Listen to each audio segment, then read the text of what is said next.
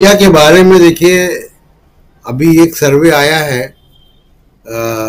एक बड़ी सर्वे एजेंसी का, CSDS का। जिसमें सीएसडीएस का, लोक नीति सीएसडीएस का, जिसमें ये बात आई है कि लगभग काफ़ी मतलब 80% से ऊपर जो पत्रकार उनके यहाँ काम करते हैं वो कह रहे हैं कि उनके मालिक जो हैं वो बीजेपी के समर्थक हैं।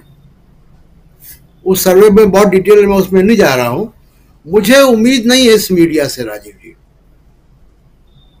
इससे अभी फिलहाल उम्मीद नहीं है। हो सकता है 1-2 महीने बाद, क्योंकि ये जब मौसम बदलता हुआ देखेंगे तो इनको एक एहसास होगा और डर की वजह से ही आएंगे कि सरकार बदल रही है, तो ये डर की वजह से आएंगे, ये बातों के भूत नहीं है। तो एक दूसरी बात यह कि देखिए, मैं बुलेट पॉइंट्स में 3-4 बातें कह देता हूँ। एक, बीजेपी ने खुद इस बात को एक्सेप्ट कर लिया है कि देश अब कोलिशन पॉलिटिक्स की तरफ, यानी गठबंधन पॉलिटिक्स की तरफ जा चुका है। क्योंकि इंडिया गठबंधन के ही दिन इन्होंने भी एक भानुमति का पिटारा जोड़ा, इलेक्शन कमीशन की लिस्ट निकाल के 38 लोगों का। तो एक गठबंधन की घोषणा वहां से भी हुई, तो गठबंधन को मान लिया गया है। अब गठबंधन की राजनीति की कोशिशें भी हो रही हैं, दक्षिण की पार्टियों को जो है लुभाया जा रहा है।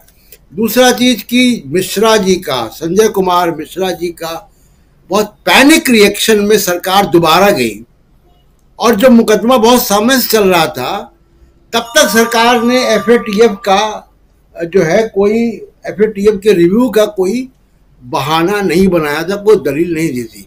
ये नया आविष्कार लेकर वो वहां गए। कारण यही है कि 45 दिन में संजय मिश्रा जी करेंगे क्या।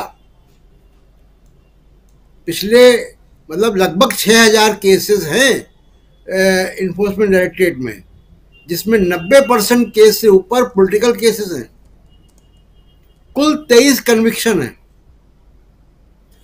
तो जाहिर सी बात है कि ये प्रोसेस इज पनिशमेंट का सिद्धांत लगा के मिश्रा जी को मुझे ऐसा लगता है कि सरकार जिस तरीके से गई और सुप्रीम कोर्ट को जिस भी तरह कन्विंस उन्होंने किया, जिस भी तरह राजी किया कि 45 दिन का उनको दिया जाए एक्सटेंशन, उसकी मंशा इंडिया गठबंधन को तोड़ना है।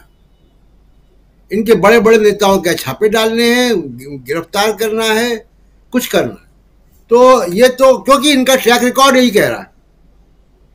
महाराष्ट्र में इन्होंने यही किया, कर्नाटक में यही किया इन्होंने, मध्य प्रदेश में यही किया, ये यही कर रहे हैं। तो संजय कुमार मिश्रा 2018 से इसीलिए रखे गए हैं ईडी में।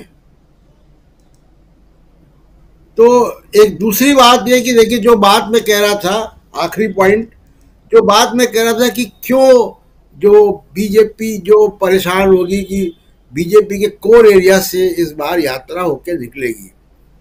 और मैं चर्चा कर रहा था कि उत्तर भारत में कोई 20वीं सदी में कोई वो नहीं हुआ, बड़ा सामाजिक आंदोलन नहीं हुआ, समाज सुधार आंदोलन नहीं हुआ। आप देखिए कि भारत के नक्शे में जहां जहां समाज सुधार आंदोलन हुए हैं, चाहे बंगाल हो, महाराष्ट्र हो, तमिलनाडु हो, केरल हो, वहां आरएसएस बीजेपी नहीं जा पाई है उस ढंग से जैसे कि मध्य प्रदेश, उत्तर प्रदेश और राजस्थान में आ जाती है। तो ये पॉलिटिकल प्रोसेस को रिचार्ज करेगा उत्तर भारत की। और इस बार राहुल गांधी, पिछली बार जो भारत जोड़ो यात्रा थी वो उनकी लेजिटिमेसी के लिए या जो बदनाम करने की कोशिश की गई थी, वो स्वीकार्यता एक पैदा हुई राहुल गांधी के प्रति। अब तो वो ऑलरेडी है, तो इसलिए इसका इम्पैक्ट बहुत होगा उत्तर भारत में खासकर, और बहुत जरूरी इम्पैक्ट होगा पॉलिटिकल उसमें रिचार्ज करने में पॉलिटिकल एटमॉस्फेयर को। और जो 4 तारीख को सुप्रीम कोर्ट के सामने मामला है, देखिए, एक तो कानून और मेरिट की बात हम लोग कई बार कर चुके हैं और पूरी दुनिया की नजीरें हैं। अगर इसमें कोई बहुत उल्टा सीधा फैसला आता है जो कानून, संविधान, परिपाटी, परंपरा, अपनी प्रेसिडेंस, इन सब को नकारते हुए कोई एक फैसला आता है। जब से आईपीसी बनी तब से 2 साल के लिए किसी को सजा नहीं दी गई है इस कानून में, जिस कानून के तहत राहुल गांधी को कन्विक्ट किया गया। अगर ये फैसला एकदम उल्टा आता है तो मैं उसको मानूंगा कि ये सुप्रीम कोर्ट की तरफ से पॉलिटिकल प्रोसेस में इंटरफेरेंस है भारत के। राजीव जी। जी, ये आप ही नहीं कई लोग मानेंगे, बिल्कुल सही आप कह रहे हैं। लेकिन गर्ग साहब, जरा